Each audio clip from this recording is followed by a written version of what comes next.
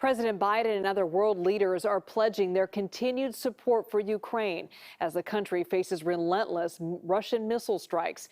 Many people have lost power, water, and heat in one of the largest air attacks of the 8-month war. Reporter Skyler Henry explains it comes right as the winter season approaches.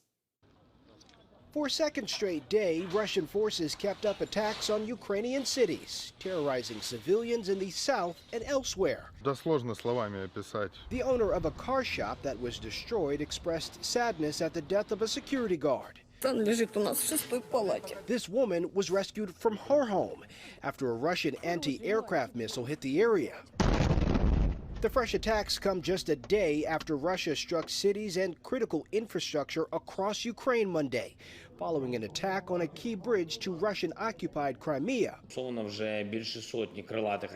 an emergency meeting, Ukrainian President Volodymyr Zelensky called on the leaders of the G7 countries to send more air defense systems. He warned Russian President Vladimir Putin could escalate the conflict even further.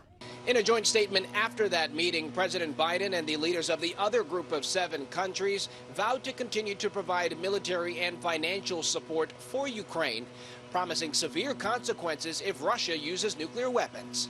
In St. Petersburg Tuesday, Putin met with the head of the International Atomic Energy Agency to discuss safety concerns at a nuclear power plant in southern Ukraine, now occupied by Russian forces. We do have issues that have to do with the nuclear safety. Putin indicated he is open to dialogue about the plant. He's expected to meet with Turkish President Erdogan Wednesday, who says he believes Putin is seeking an end to the ongoing war.